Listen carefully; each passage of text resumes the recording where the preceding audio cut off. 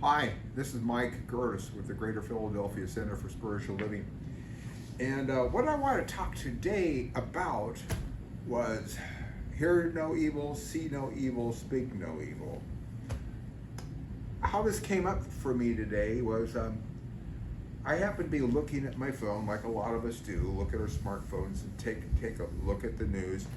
And I saw this article about this one correspondent, I guess we would call them. I guess that would be the polite term. That was on a station, reported to be on a station that's supposed to offer fair and balanced news. And what he was saying, what I heard him say, basically would be the equivalent of Holocaust denial. He was saying that, you know, this issue pertaining to police beating up on black people, it's not that much. It's not that bad compared to what beating up on white people. And he's making all kinds of excuses, and he was actually denying that there was a problem. And I was just flabbergasted. And I thought to myself, you know what this teaches me is that this day and age we have to be very, very careful about what we allow ourselves to recognize as truth. We have to be very careful as to where we get our news. Because not all news sources, not everything you see on your phone, not everything you see on the internet is true. I know that comes as a surprise, but it doesn't really, does it? Too often what we do is we look for news that basically reinforces what we already think about something, or reinforces what our opinions are about something, and we try to find facts that purportedly support that argument or that agreement. What I would suggest that we do is take a look at real news, journalism news. Philadelphia Inquirer, take the paper. They could use some subscriptions. The Washington Post, the New York Times, National Public Radio, public television. These are great sources to get your news and find out what's really going on and get some in-depth coverage of things.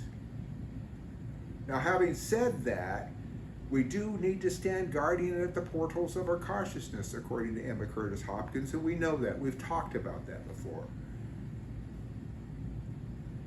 Because power goes where our focus goes, power flows. That's it. Where our focus goes, power flows. So if we're focusing on negativity, we get more negativity. So what am I saying is to be looking at the news? Yeah, I'm saying look at the news once in a while.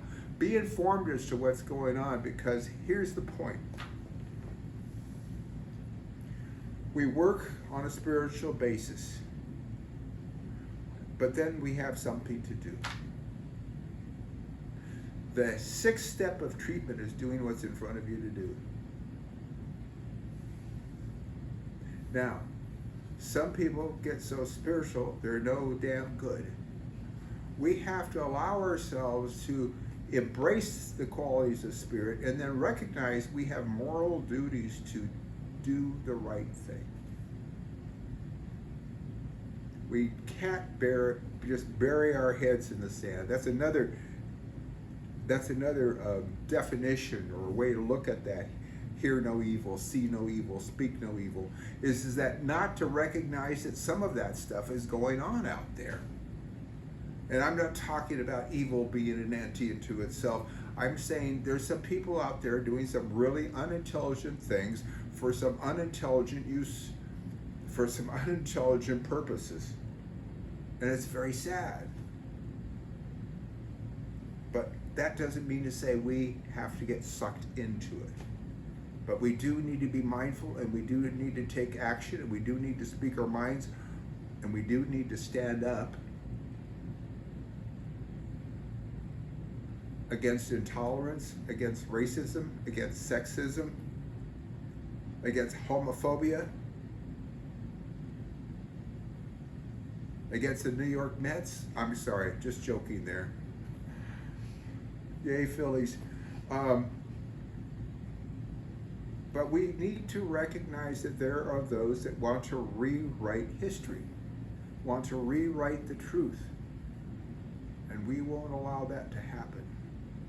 There have been too many people that have fought and died for freedom, too many people that have fought and died to bring us to this point where we're realizing a real change in the world. And it's changing because it's time to change. It's changing because the universe is demanding it change. No longer can we put up with despots. No longer can we put up with people that like to dominate as a political course of action. We need to recognize true brotherhood, true sisterhood, and an embrace of humanity more than we ever have before. So, ladies and gentlemen, I want you to be mindful as to what's going on. I want you to work from within yourself, knowing peace within your heart, within your mind, within your soul, within your spirit. But then I want you to do what's in front of you to do. And if you see that something that's bogus, call bogus. If you see somebody going off the track, call them on it. If you hear somebody spouting racism, tell them to stop it. If you hear somebody spouting sexist jokes and humor, tell them to stop it. It's not acceptable anymore.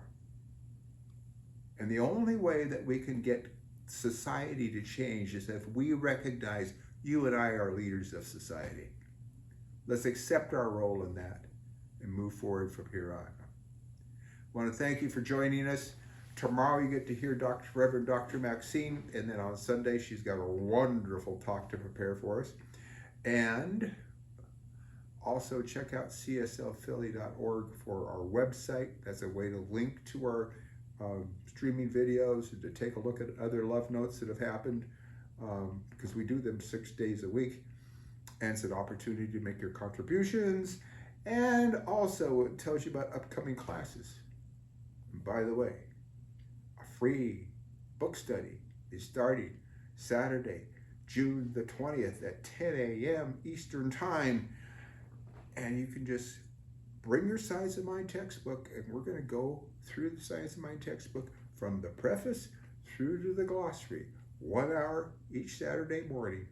I'd love to have you join us. That's all for today. Bye-bye now.